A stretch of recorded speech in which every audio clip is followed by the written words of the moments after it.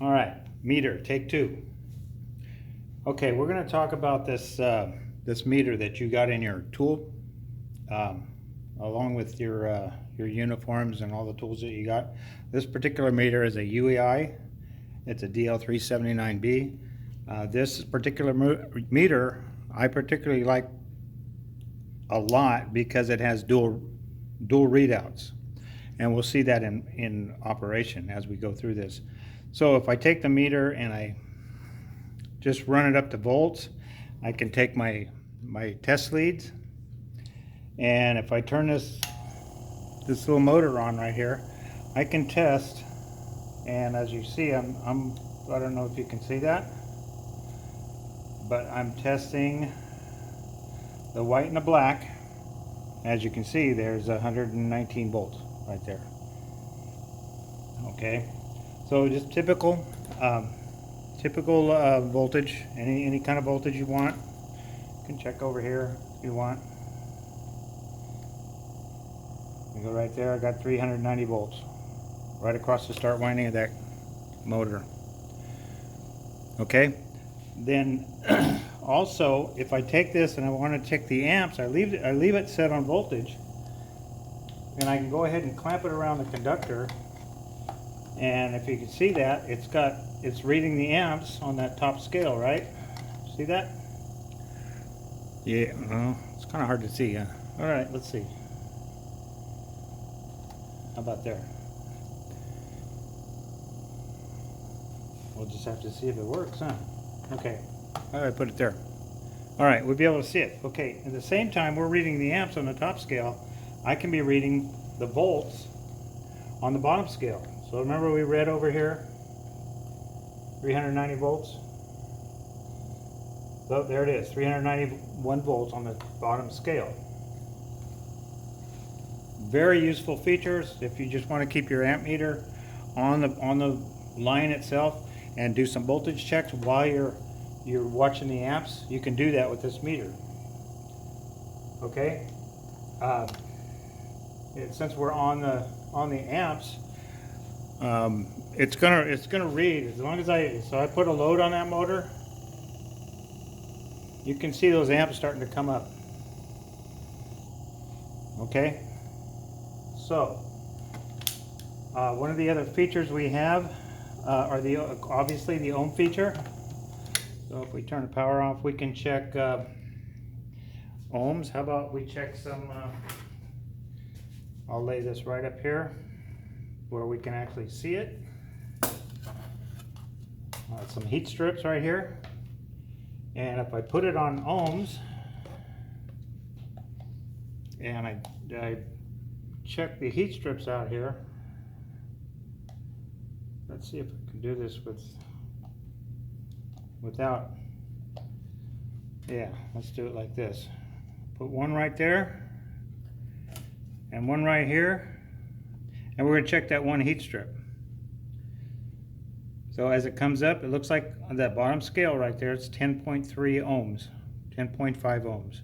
Okay, and the same thing on the other heat strip is going to be roughly about the same too. As we watch it, you can see it, 10.3. Yeah, I'm moving around too much. Okay, so the ohm feature is going to be is pretty standard on all meters and everything.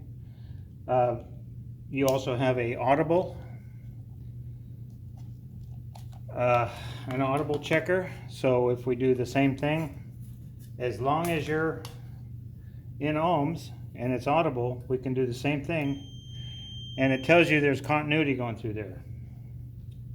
So you don't have to be looking at the meter to see if there's continuity. You can be checking and see if, you could be hearing it instead of actually looking at the meter itself.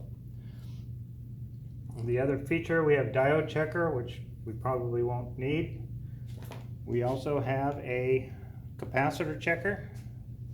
So if we take this capacitor and we pull this capacitor off, it's been running, so I'm going to unplug it here, and I'm going to short this out so I don't get shocked. Make sure it's grounded out. Okay. So the capacitor checker, it looks like this little capacitor is, I can't really read what it is, but I'll tell you what it is because I'm going to be able to check it. Okay. So I put that on there, and it looks like 3.95, so it's a 4 microfarad capacitor that's on this little motor right here. So that's a good feature to have with your meter. Microamps is going to be good for heating, and milliamps for checking flame rectification for heating. And so what I'll do is I'll show you real quick how to use the temperature probe. So I got a temperature probe right here, and I'll flip this little switch down. Once I pull those terminals out, put the little temperature probe in there, and as you can see, we've got this little it's called a K-type thermometer. As you can see, it's pretty warm in here, so we're going to I'll let it sit there. So we're running about 80 degrees in here right now, a little warm. So as far as this, and as far as the clamp meter, that's a rundown on a lot of the stuff that we're going to use. This also has a feature, what they call an NVC, which means that it's a non-contact volt detector. So if I plug this back in, I'll show you what's going on with that. Okay, so if I have the meter and I just hold this little button right here, you see this little button? That's going to tell me if there's voltage in any of the wires. See, we got this whole thing is lit up right now.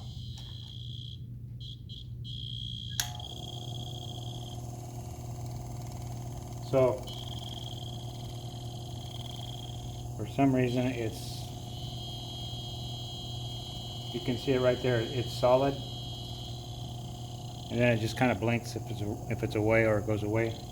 So when you get close to a live wire, like this one over here, we'll look at this projector,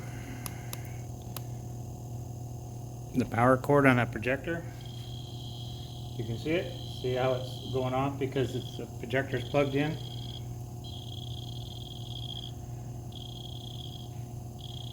Always a good idea to put new batteries in these things. I know they come with batteries, but we don't know how long those batteries have been sitting around.